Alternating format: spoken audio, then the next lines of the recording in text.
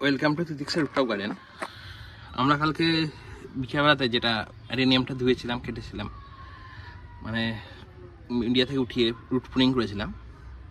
এর পরবর্তী স্টেপে এটা পরবর্তী পর্যায়ে একটা ভিডিও কালকে বিকেলে হয়ে যাওয়ার কারণে আর কিছু করতে পারিনি, আমি সকালেই করছি।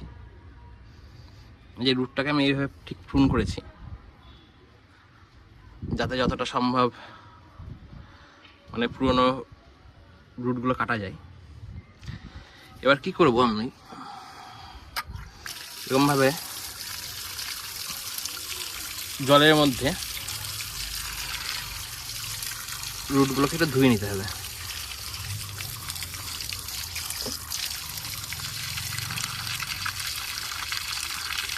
ভিতরকার যে মাটিগুলো বা যে মানে সিন্ডারের চিগুলো বা যে এইগুলো আছে সেটা অনেকাংশ বেরিয়ে আসবে।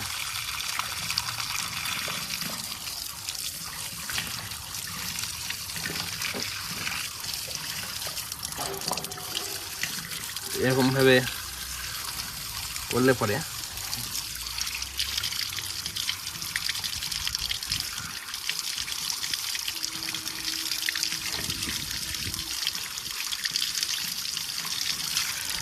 এই যে এরকম অনেকটা মানে ধোয়া হচ্ছে।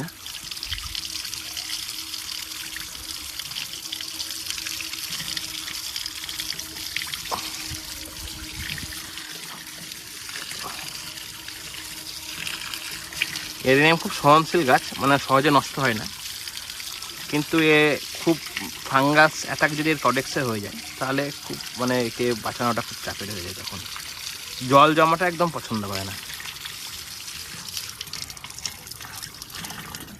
দিয়ে আমার এই যে আমি সাপ ফাঙ্গিসাইড নিয়েছি,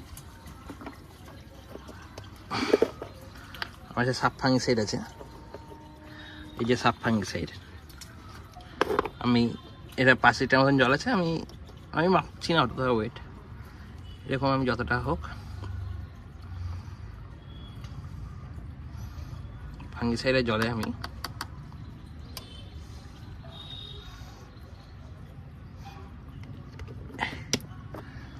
ধোয়া হয়ে গেলে পরে আমার লেগে আছে কিছুটা সিন্ডার এর মধ্যে, এখন দেখতে পাচ্ছেন আপনারা যে সিন্ডার লেগে আছে এখনো।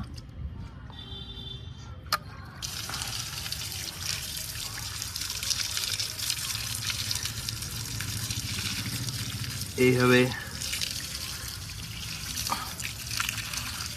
ধুয়ে নিলাম আমি, দিয়ে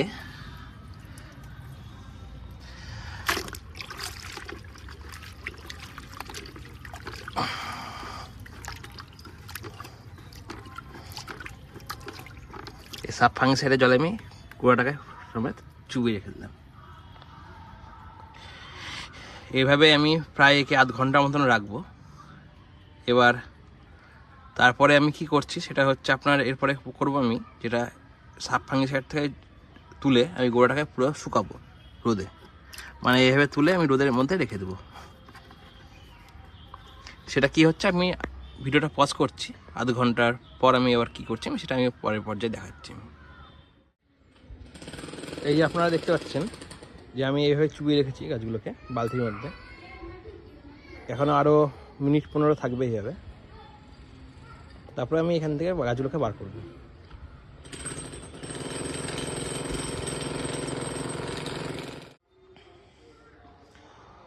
আধা ঘন্টা প্রায় হয়ে গেছে।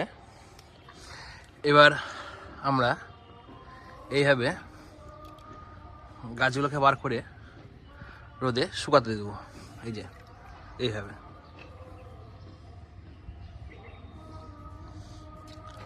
নোংরা লেগে আছে,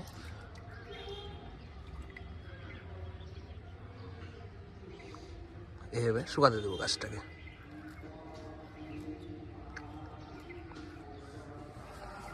আর চেষ্টা করবেন যারা, মানে আমি অনেকটা গ্যাপ হয়ে গেছে আমার, জানি না এই বছর কী হবে, মানে একসঙ্গেই করার পুরো জিনিসটা। আমি কালকে একটু কাজে ব্যস্ত যাওয়ার জন্য বিকালবেলায় করতে বাধ্য হয়েছি, বিকালবেলায় মানে ধোয়াটা হয়নি, সেই জন্য আপনারা এই যে যেমন আছে অসুবিধা কিছু নেই, এইভাবেই আপনারা সুবিধা নেবে। আর আমি কোনো গোড়ায় ফাঙ্গিসাইড লাগাই না কোনো কিছু, যেমন থাকবে এইভাবে শুকাবে। এভাবে যতক্ষণ না শুকাবে এটা আমি রোদে প্রায় এখনও 45 মিনিট 1 ঘন্টার মতন রাখবো। তারপর কি করছি তারপরে আমি আবার বলছি আপনাদেরকে। যেগুলো শুকাতে দিয়েছিলাম সেগুলো অনেকটা শুকিয়ে গেছে। আমি দড়ি দিয়ে এইভাবে বেঁধে নিয়েছি ঝুলানোর জন্য। এবার এটাকে আমি একটা ছায়াযুক্ত জায়গায়, যেখানে রোদ পড়বে পারে না, বেশি আলো থাকে, হাওয়া থাকে, সেরকম জায়গায় আমি ঝুলিয়ে রাখবো। এইভাবে আমি এগুলোকে ঝুলিয়ে রাখলাম দড়ির সাহায্যে বেঁধে বেঁধে। এটা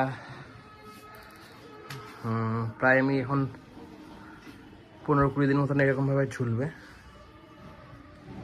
যেমন ফ্রুট প্রুনিং সমস্ত কিছু। ফাঙ্গিসাইড আমি কোনো কিছু লাগাইনি, ফাঙ্গিসাইড লাগানোর দরকার হয় না। যদি কোথাও কোনো পচে যায় সেই জায়গাটা আপনারা কেটে দিয়ে ফাঙ্গিসাইড লাগাবেন। তাছাড়া এমনি দরকার নেই, যেমন রাখার সেভাবে আপনারা রেখে দেন। এভাবে 15 দিন পর মার্চ মাসের প্রথম উইকে বা ফেব্রুয়ারির লাস্টে আমি আবার আর একটা ভিডিও নিয়ে আসবো যে কীভাবে মিডিয়া তৈরি করছি এবং রিপোর্টিং করছি গাছগুলোকে। অসংখ্য ধন্যবাদ। ভালো লেগে থাকলে ভিডিওটাকে like, comment, share and subscribe করবেন, চ্যানেলটাকে পাশে থাকবেন।